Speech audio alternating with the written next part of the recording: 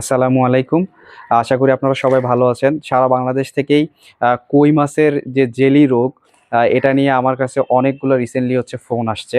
So আমি একটু চাচ্ছি আপনাদের সাথে এই ব্যাপারটা নিয়ে একটু শেয়ার করতে। দেখেন, কই মাছের এই যে শীত যত বেশি বাড়তে থাকবে, টেম্পারেচারটা যত বেশি কমতে থাকবে, কই মাছের এই জেলি রোগটা কিন্তু তত বেশি আপনাদেরকে আপনাদের মাছের খামারে যারা অধিক ঘনত্বে কই মাছের চাষ করেন তাদেরকে একটা যন্ত্রণায় দিয়ে থাকবে। সো কই মাছের যে এই প্রবলেমটা বেসিক্যালি যেটা হয়, আমরা সায়েন্টিফিক্যালি যেটাকে স্যাপ্রোলেগনিয়াসিস বলি, বা অনেক সময় ইইউএসও আমরা বলে থাকি। কারণ কই মাছের যে এই ডিজিজটা শীত যত বেশি বাড়তে থাকে, টেম্পারেচারটা কমতে থাকলে এই ধরনের ফাঙ্গাস, হ্যাঁ, ওকে, এই এই স্যাপ্রোলেগনিয়া বা ইইউএস, এদেরকে ওয়াটার মোল্ড বলা হয়ে থাকে। এই ধরনের ফাঙ্গাসটা অনেক বেশি পরিমাণে আপনার কই মাছকে অ্যাটাক করে, এবং এই ফাঙ্গাসগুলো বেসিক্যালি জুস্পোর তৈরি করে, যেটা মোটাইল মানে মুভ করতে পারে। হ্যাঁ, এবং এরা মাছের বডিতে গিয়ে মাছের স্কিনের ভিতরে মানে একটা ক্ষতর সৃষ্টি করে আপনার এখানে এক ধরনের হাইফি থাকে এই ওয়াটার মোল্ডগুলোতে। এই হাইফিগুলোর কারণে এখানে সুতার মতো একটা স্ট্রাকচার পুরো মাছের বডি জুড়ে কিন্তু দেখা যায়, যেটা পরবর্তীতে একটা জেলি টাইপ, না, একটা আবরণ কিন্তু মাছের বডিতে আপনার তৈরি করে।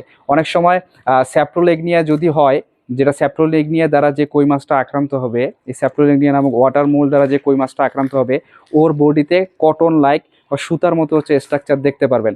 আবার যদি কখনো দেখেন যে বডিতে এই সুতার স্ট্রাকচারের পাশাপাশি ক্ষত সৃষ্টি হয়ে গেছে, একটা আলসার তৈরি হয়ে গেছে, যেখানে রেড কালার প্যাচ দেখা যাচ্ছে, লাল কালারের ঘা দেখা যায়, তাহলে বুঝবেন এখানে কিন্তু এপিজোটিক আলসারেটিভ সিনড্রোম বা ইইউএস, যে অ্যাফানোমাইসিস ইনভ্যাডেন্স, এই ছত্রাকটাও কিন্তু এখানে আপনার আক্রমণ করছে। সো দুই ধরনের এই স্যাপ্রোলেগনিয়া এবং অ্যাফানোমাইসিস ইনভ্যাডেন্স, এই দুই ধরনের ছত্রাক দ্বারাই কিন্তু কই মাছ আপনার আক্রান্ত হতে পারে। হ্যাঁ, এবং আক্রান্ত হলে অনেক বেশি ব্যাপক মর্টালিটি দেখা যায়। এটা কেন আক্রান্ত হয়?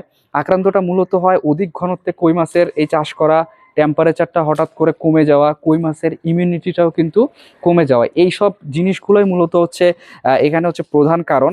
সো এটা যদি এটা থেকে আপনি বাঁচতে চাইলে কি করতে পারেন? ঘনত্বটা কমাই দিতে পারেন।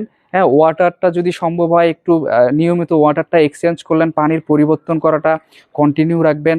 পাশাপাশি মাছকে খাবারের সাথে ইমিউনিটি বাড়ানোর জন্য, হ্যাঁ, বিটা গ্লুকান সমৃদ্ধ ভিটামিন সি বা ডিরেক্টলি কিছু ইমিউনো মডুলেটর মার্কেটে পাওয়া যায়, এগুলো আপনারা কই মাছকে খাওয়াতে পারেন।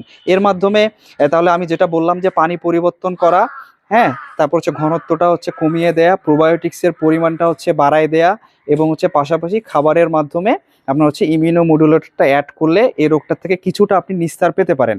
আর যদি কখনো হয়েই যায় এই জেলি টাইপ আপনার এই রোগটা, তাহলে আপনি যেটা করতে পারেন, যেহেতু এটা ফাঙ্গাস দ্বারা আক্রান্ত হয়েছে, অবশ্যই ফাঙ্গিসাইড হিসাবে আপনাকে মিথিলিন ব্লু বা কপার সালফেট, এই ধরনের যে কেমিক্যালগুলো আছে এগুলো আপনি ব্যবহার করতে পারেন। পাশাপাশি এসকেএফের প্লাঙ্কটনা আছে, এটা এলিমেন্টাল কপার থাকার কারণে এটাও আপনাকে একটা ফাঙ্গিসাইড হিসেবে এটাও কাজ করবে। এবং যেহেতু এই ফাঙ্গাসটা অ্যাটাক করার পরে এখানে অনেক ধরনের ব্যাকটেরিয়া বা প্যারাসাইটও কি করে, এখানে এসে আক্রমণ করে। সো পাশাপাশি আপনার ব্যাকটেরিয়ার থেকে যেহেতু ব্যাকটেরিয়াল ইনফেকশন হয়ে যায়, ক্ষতটা যদি অনেক বেশি ডিপ হয়ে যায়, অ্যারোমোনাস দ্বারা যদি আপনার মাছটা অনেক বেশি ক্ষতিগ্রস্ত হতে থাকে, তখন অবশ্যই খাবারের সাথে আপনার অ্যান্টিবায়োটিক দেওয়ার চেষ্টা করবেন, অবশ্যই একজন মৎস্যবিদের পরামর্শ অনুসারে। তাহলে পানিতে ফাঙ্গিসাইড দিলেন, পানিতে যেহেতু প্যারাসাইটও এখানে আক্রমণ করতে পারে, উকুননাশকও চাইলে এখানে আপনি ব্যবহার করতে পারেন, এবং খাবারের সাথে অ্যান্টিবায়োটিক, ইমিউনোমোডুলেটর, এগুলো আপনাকে কন্টিনিউ করতে হবে। হ্যাঁ, অবশ্যই পানি পরিবর্তন করাটাও কিন্তু এই রোগের ক্ষেত্রে অনেক বেশি ইফেক্টিভ, কারণ যত বেশি জুস্পোরকে আপনি ওয়াটার থেকে সরাই দিতে পারবেন, তত বেশি কিন্তু আপনার ফাঙ্গাসের আপনার স্প্রেডটা কম হবে।